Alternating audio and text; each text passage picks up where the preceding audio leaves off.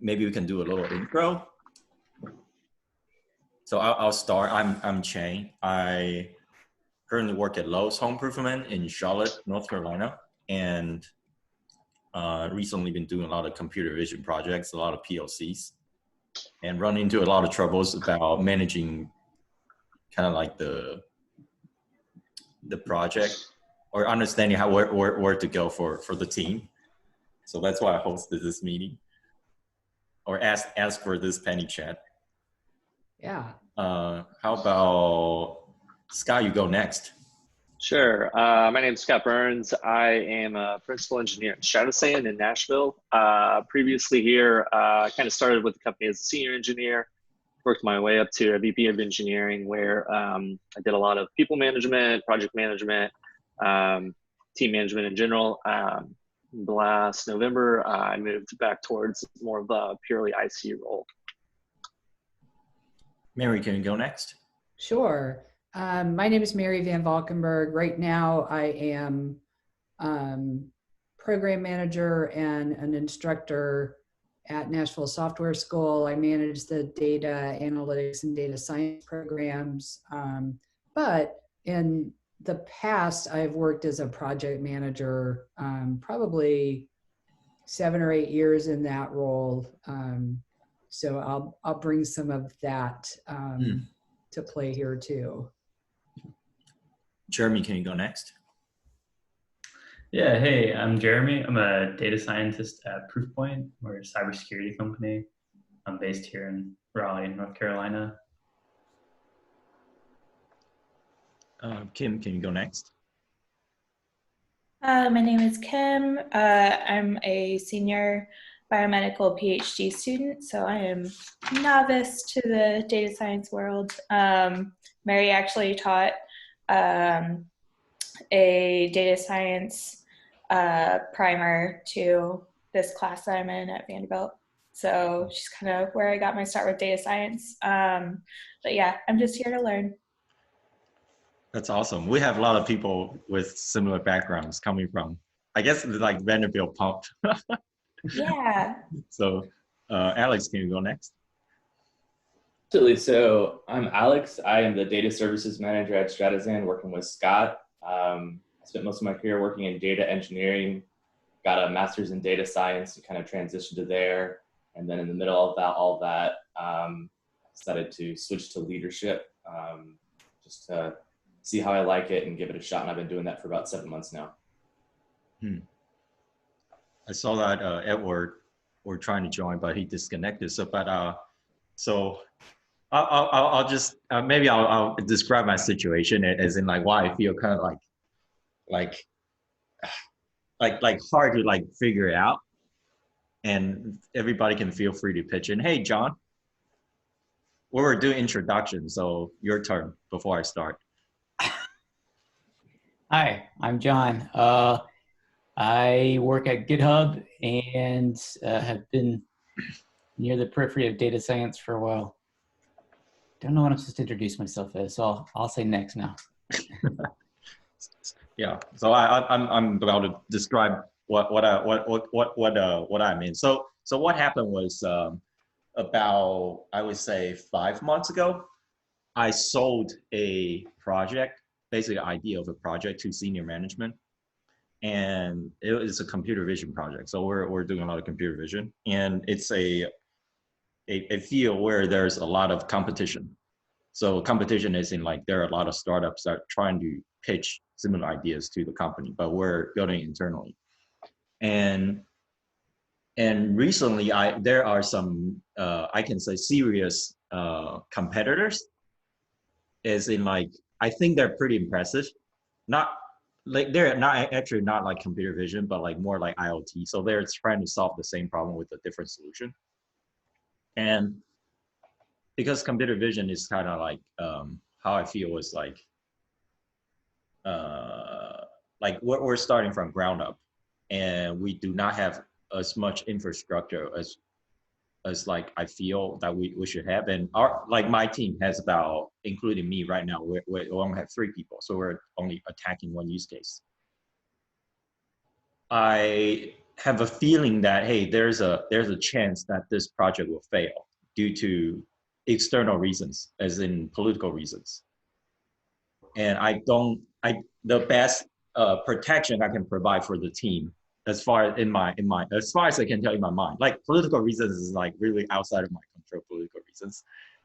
But because I've been head to head with external solution before, and I won 3 times.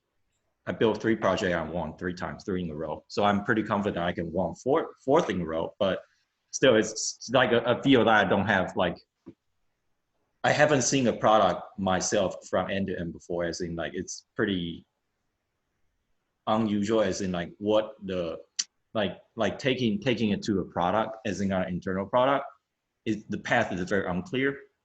And I feel that sometimes it's really hard for me to set the goals for my teammates. So the biggest problem I have is like, I know that, hey, like based on what I'm seeing now, so let's say by end of May, I think we should have X, Y, and Z. Because the project kind of like goes back and forth in research versus and building a product. I don't know how to communicate that to the team, as in like one scenario I would face is like, hey, I would say, hey, we want to get this done by next Thursday. Let's say today is Tuesday, so I want to get it done in a week, on Thursday. And on Thursday, my teammates may come back and say, I'm still working on it. I'm almost there. And then I wouldn't know what to do about it. Like when you say, oh, I'm almost there. That's a very like at that point in my mind, I'm just like, okay, so you're almost there. How far are you actually there? And then like, so I think we need to complete this immediately and move on to the next thing. But I can't push you because you're almost there. And I don't really know how to communicate and say that, hey, like, do I ask you to drop this? Like, do I, that means like, you have unfinished product, it cannot be used, or unfinished component that cannot be used. And, or like, do I tell you, oh, okay, so you work on 3 more days, but now we're in constant loop of like delays, and it becomes a blocker to other people. And I don't really know how to deal with that. So I would love to hear anybody's experience on that.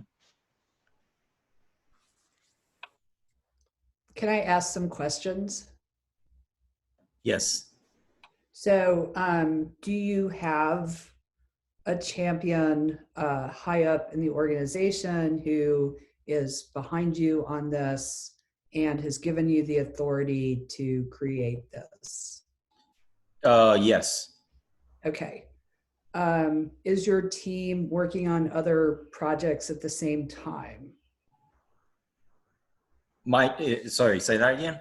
Is your team putting time toward other projects at the same time as your project?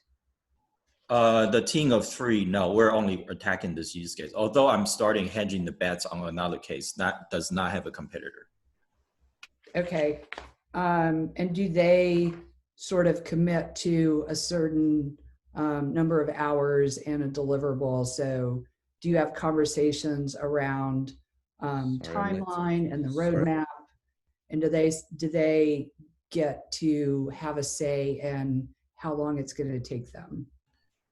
I think that's one thing where one area I'm struggling. I would say, hey, like by end of May, I want to be able to say, deploy this to X server. That will be our product of the month. But I don't know how to kind of like chop it down to a timeline and how to keep people accountable. Yeah. So I think having people buy in and commit instead of saying, you're going to do this by this date, have them tell you how long it's going to take, and sort of have some transparency into the roadmap. So if you have a clear kind of vision of this product and you've got authority to create it, some of the biggest things that I've seen get in the way are not having a common language. So talking about the project and the deliverables using the same language, having transparency, visibility into the work. So using something like a Kanban board to know who's working on what, doing things like daily stand-ups to know kind of who's gotten what done, what they're working on next, and what kind of impediments they have currently, so you can help clear those. And then, yeah, just it being more of a collaborative effort instead of you do this, you do that. I'll piggyback on what Mary is saying. What you'll find as you kind of, as you give them more ownership over the work is that you're going to find that they will probably at any given time, like they should be in more of a position to like know what is the next step, right? Or to handle sort of like unspecified things, because there's always going to be unspecified things. And so I think if you work closely with them to develop a plan, then they can feel like, you know, it's that they're more intimately involved with the project. They're going to feel better when it's successful, and they're going to work harder to make it not a failure. You were talking about having trouble breaking it down. Something we read years ago at this point is like it's not even it's kind of silly to call it a book. It's more like a very thick pamphlet, but it's a little thing called The Nature of Software Development. And I will, if you've ever heard me talk, like I will pretty much always bring this book up. But it talks about like there's only one thing we kind of have to do, and that's like develop and get into the hands of users or stakeholders or whomever valuable things. It'll be on you as kind of a manager to determine like what is valuable. You're probably going to have to talk with product owners and customer success, depending on like, you know, the usage of your output. But valuable stuff is generally like what we're shooting for. And so in the book talks about like breaking down work into tall and skinnies.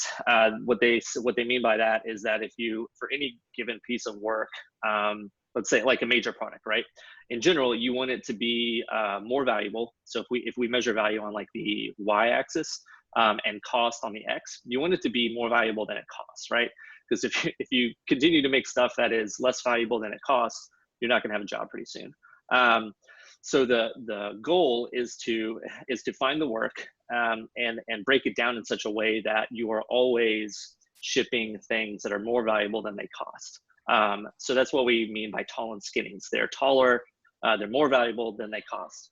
Now, obviously, there is room for error on like both of those measurements. You don't always know how much something is going to cost. You don't know how valuable it is. But there are ways to like minimize the error, if you will. And one of those is breaking things down as small possible chunks. You might not always be shipping to production in particular, but you want to work to make to break down like the work into like as small units that you know people can agree upon. Like, yeah, this is done now. If you can get that down to typically like a day's worth of work, then the error bars essentially on like your cost should be minimized. Now, it doesn't mean that like everything is going to go like perfectly together, and it becomes there's a little bit more work that goes on the planning stage to actually figure out like, you know, okay, let's like if we do this little chunk, then we're going to have something valuable about that. Well, what do we do next? Well, this is the next most valuable thing that we should do. So let's do that. It kind of means that you need to like keep track of where the product is going. But in general, the more you break down work, the better chance you have at any given time of saying like, well, based on what we learned the past 2 days, we shouldn't do this next line of work that we thought was going to be up next. We really need to like do that thing. The goal here is to, rather than say like, you know, we're going to accomplish this work in the next 30 days, this like gigantic months work of a project. Let's rather do it in a series of day chunks. That means that you will be able to make smaller like motions. You will be able to change like the course of your project in smaller increments, rather than say like, this is where we think it's going to go a month out, which might not be right. Like it might not be right for a number of reasons. You might have kind of gotten wrong. You might be wrong on like how much it's going to cost. You might be wrong on like the value you're delivering. And so the more you can chunk up work and kind of reflect on where the project is at any given time, that gives you a chance to like stop and say like, well, based on what we learned, we need to make these different changes. We thought we were going to go in that direction. That didn't end up working for X, Y, and Z. And so because of that, we're going to do A, B, and C work. And we're going to see, you know, if there's improvements to metrics or the value that you're delivering. It's not easy, and it's really hard to get good at breaking down work.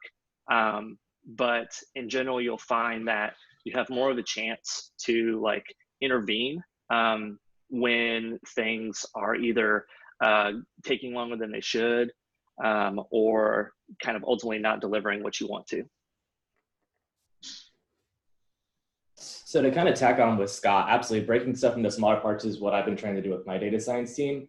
And in that note, oftentimes you go into a research task, it's kind of hard to, so we've adopted Agile and we're doing Scrum. So we're pointing our research tickets, and that sometimes can be difficult. So one thing I have done is I absolutely have give my team complete ownership of it. But one thing I've requested of them is, say they picked up a ticket that they think, oh, this will take me 3 to 4 days to research. And then like most things, when you're researching something new comes up. One thing I've requested on them is to just create another ticket. And with that, to capture what that additional like research is. And then it leads to kind of a conversation of, oh, I went into this problem thinking that I just had to figure X, Y out. And turns out I have to figure out Z out. And Z out is this big, hairy thing that kind of was almost, seems like it's outside of the scope. We started on doing 1 week sprints to kind of help with that check-in, where at the week, you know, we go Wednesday. So the first part of our meeting will be a retrospective where we talk about how the previous week went. We talk about certain issues that ended up being a lot more involved. We talk about certain issues where we maybe underestimate. So just kind of talk about that process. And then the second part of that is they commit to work for that next week. We started off with 1 week increments because we tried, you know, my hope was to keep it as simple as possible. I may be extending it to 2 weeks, but I wanted to try 1 week out, really to just try and keep the touch, kind of try to keep a good finger on the pulse. But ownership has made such a difference to them. You know, and it's made my life better because I'm not having to wrangle a bunch of tickets every day.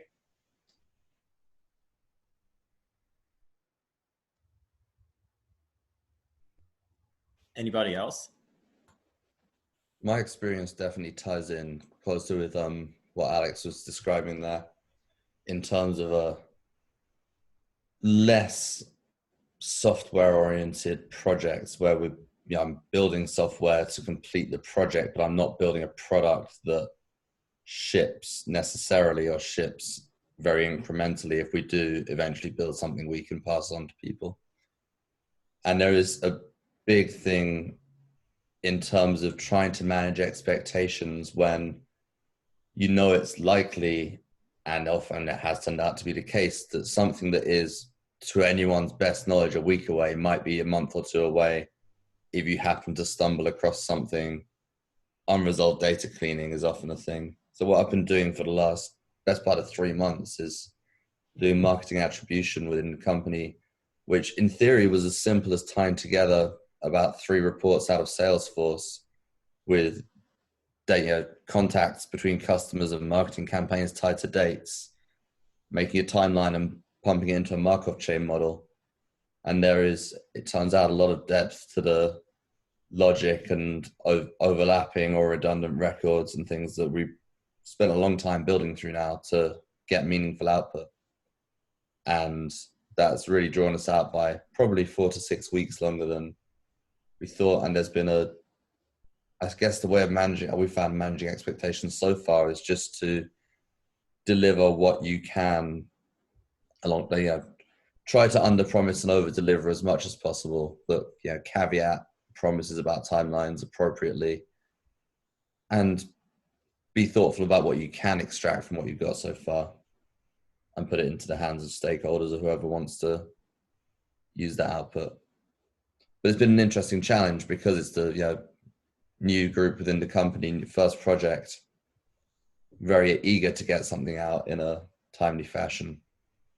And I came out of academic science, so I'm kind of used to this is par for the course for me, things seeming like they'll take a few weeks and taking a few months, but it's interesting trying to manage that expectation upwards to people who are used to a lot more sort of pull a report, make a graph, make a deck, move on.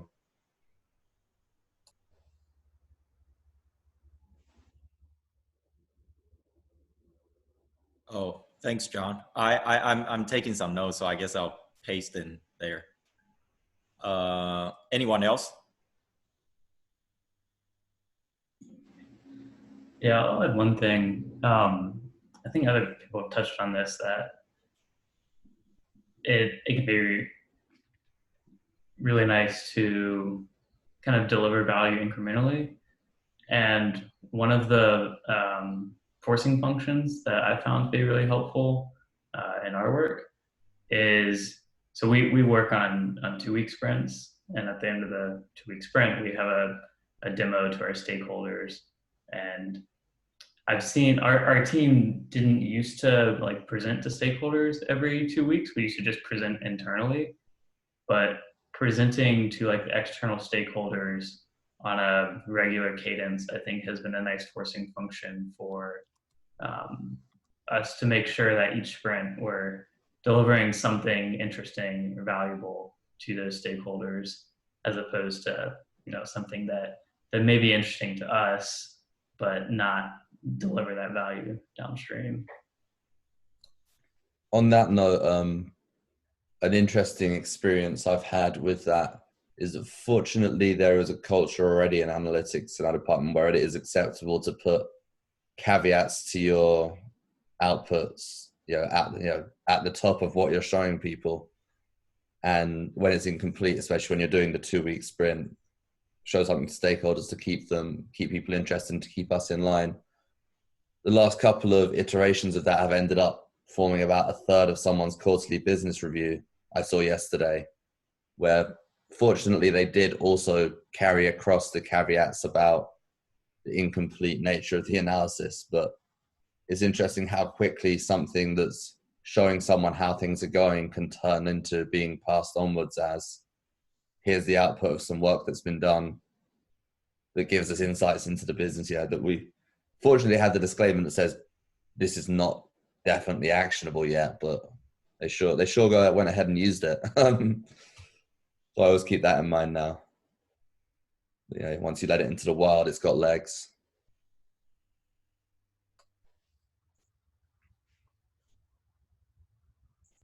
You're on mute, Cheng. There are 2 follow-up questions. I think that I'm hearing common things from Mary, Scott, Alex, Jeremy. It's like you have a way to check in on what people are doing regularly. I'm really curious how you deal with that problem, because I think I think a problem with what our project is, we have been in, let's say we have a teammate who's on research mode for 2 months. So this person, I would say, okay, figure out this problem. In 1 month, he figured out one problem, and another month he was working on figuring out another. But now we need to, our whole team is or two of us switching to production mode, as in software engineering mode. So I feel that may be where I'm having a little trouble in kind of communicate that? And like, I'm really curious is that, like, for example, Scott says that when we break work down to 1 day's worth, how do you evaluate? Like, so like, so right now we have like a 5-minute start, 5-minute stand up. We only say, oh, what we did, what we've done, or whatever, what we have done, what we're gonna do, the blocker. So 5 minutes, very fast. I've been wondering, like, it's how your team addressed that. Hey, like, you did 1 day of work. I want to make sure that we're still on the same page on what's going on. Like, because one behavior I want to avoid was kind of like before, like when I first started, I had a manager who would just like walk around in the office and like checking on you, which is very annoying. And eventually that behavior disappeared. And of course we're in remote now, so like we cannot walk around checking on people.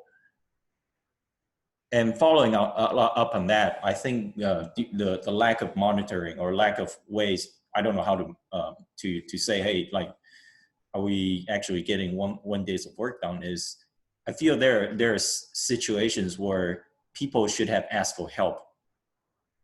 I saw something, I'm like, okay, if you ask for help, we could have done this in 20 minutes instead of 8 hours.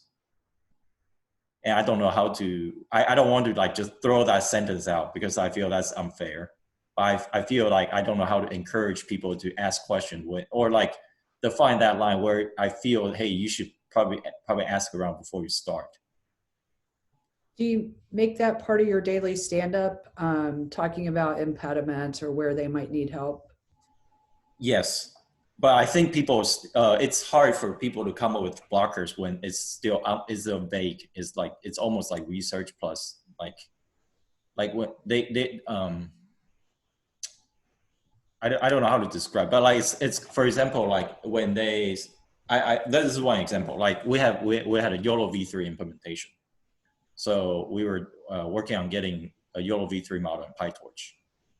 And we spent some time figuring out this YOLO v3 model, or a person spent some time figuring out how to kind of like move this into a more productionized form.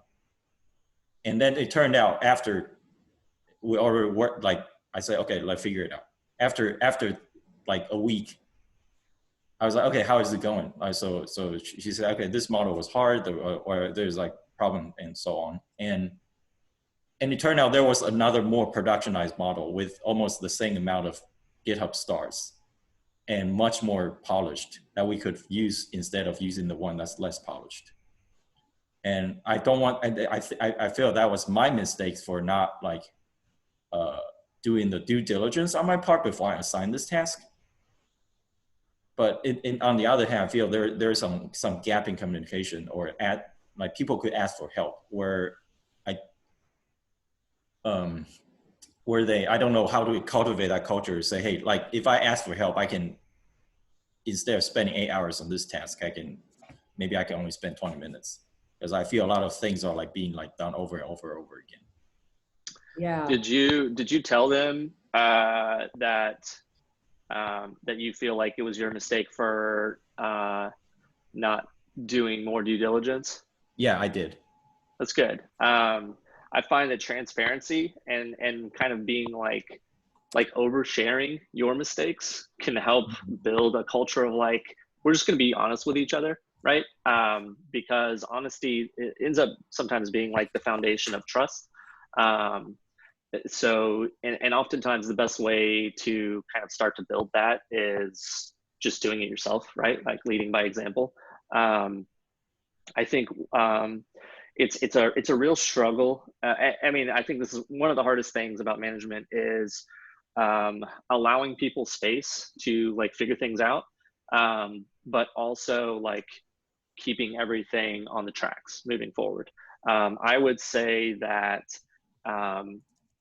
you might, especially when it comes to research stuff, the more ambiguous it gets, I think time boxes can help. So time box is just a dumb word that says like, don't spend more than 4 hours on this. And if you do, like sort of bubble up what you've learned, right?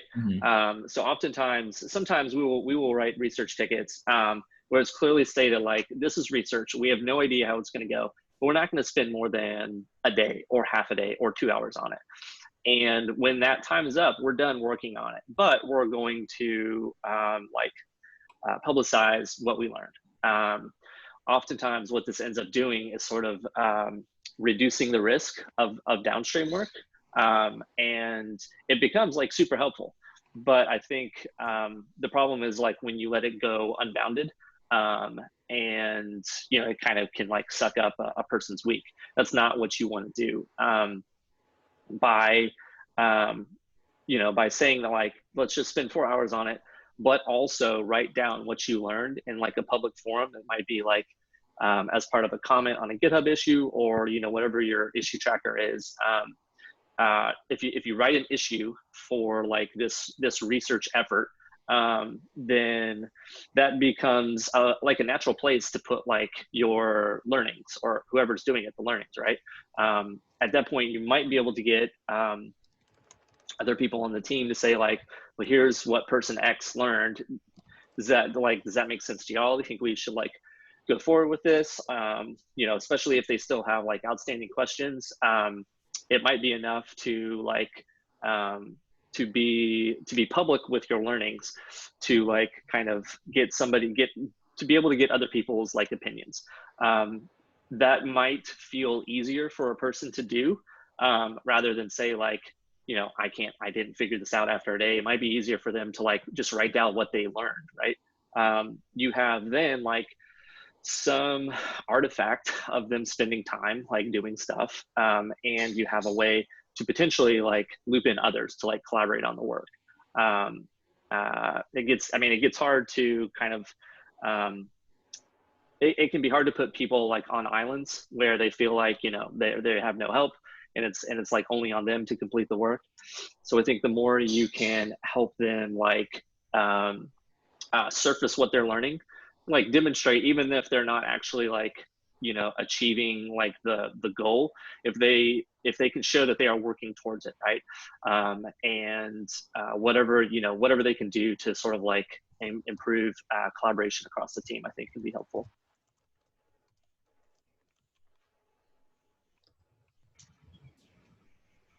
That's all good stuff. I think from what you're saying, it sounds like the communication and the safety, like feeling like it's okay to get things wrong, is kind of your biggest impediment with this team growing. And modeling that behavior, like Scott said, is huge, and moving that forward.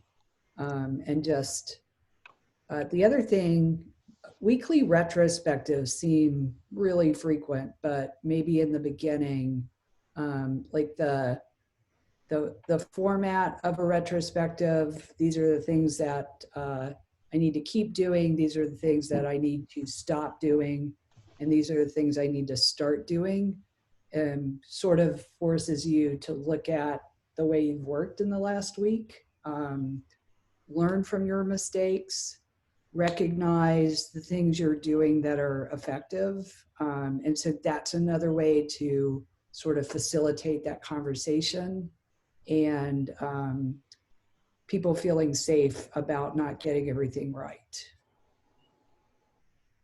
I will say I've gotten extremely positive feedback in the last 2 weeks of just doing these weeks-long sprints, that everyone has felt, from a research perspective, it's time boxed their work a little bit, and it feels like they're actually accomplishing something. Because it's so easy to let a month go by and you're doing research and you don't really feel like you've accomplished something because you maybe had 2 research tickets that were just like these monsters and grew in scope. So I agree, 1 week does feel a little frequent, but I think starting out, I like it because, like Mary said, like on a week-to-week basis, we're feeling this out. We're talking about, stuff like this ends up being a lot more complicated, or there's a lot of data quality issues in this data that we need to kind of address. So I think starting off with week I'm happy with that decision, but probably anticipate maybe down the road switching to probably 2 weeks feels like a better cadence. I kind of agree with that. We do a kind of fuzzy agile because it's a small team and the nature of research isn't as perfectly fit to that model. So what it really ends up being, to Chang's point about keeping track, is we have informally, we don't have like a daily stand up in the morning, but at some point each day there's, how's it going? Are you stuck on anything? Is there anything I can do to help or connect you with people? Kind of quick message on Slack. Every week we have a kind of check-in, you know, how's the project going? What's progress? What are the expected timelines as of right now, which will at some point later in the week get passed on from my boss to the VP, and whenever he has his one-on-one with the SVO, it gets passed up the line, just managing expectations, not as firm commitments, but as everyone's kind of on board. And then, 2 weeks is the actual sprint time. And even then, depending on the nature of the project or how, especially my work's going,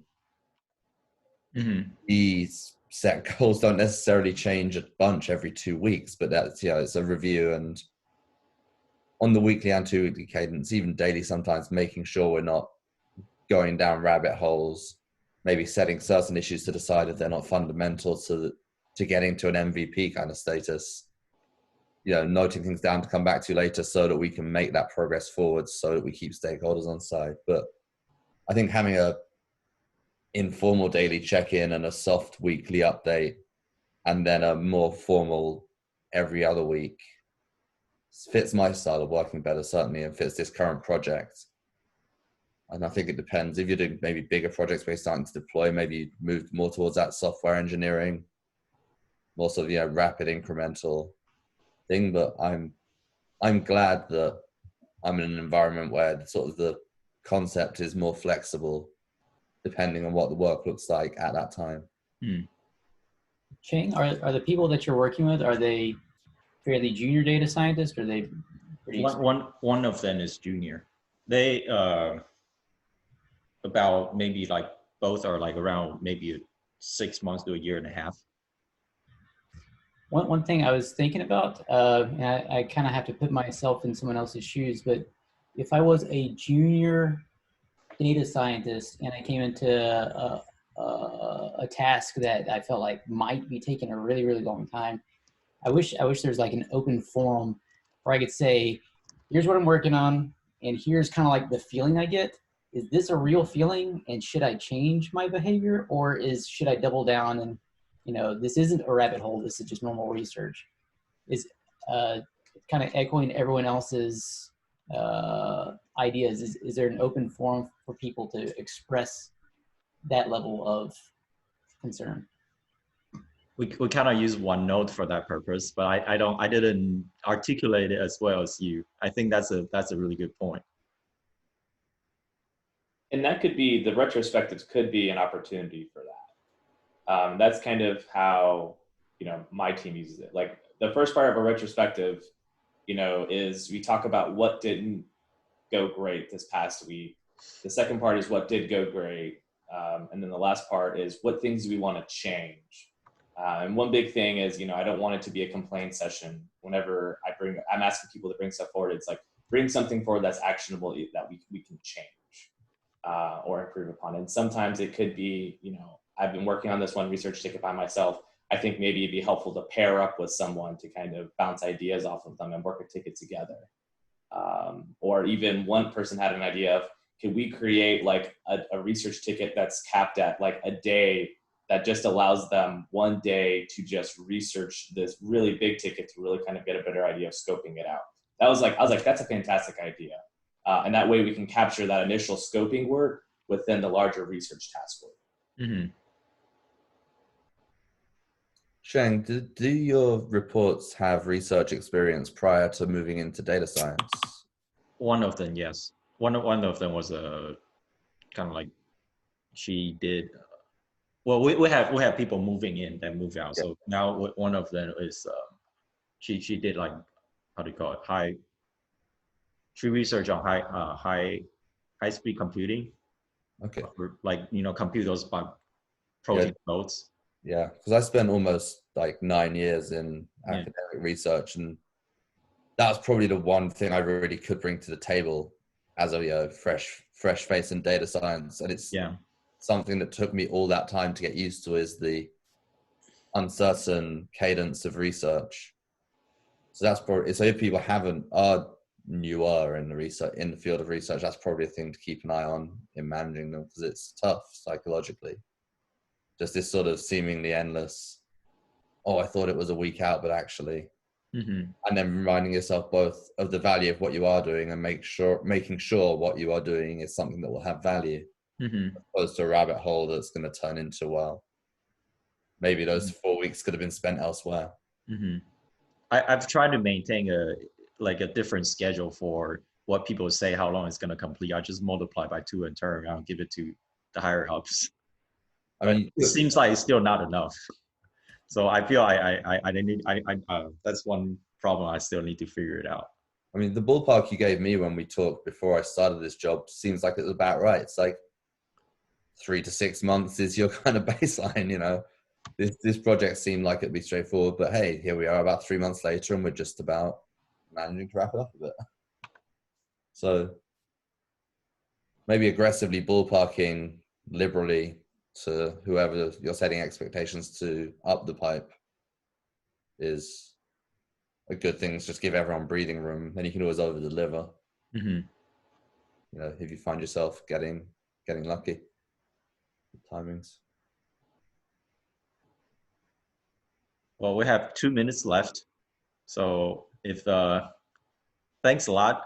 If anybody still has comments. From a academic managee standpoint, I agree about the like kind of weekly retrospectives. Those really help me when talking with my PI, like what's working, what didn't work, what would I get done.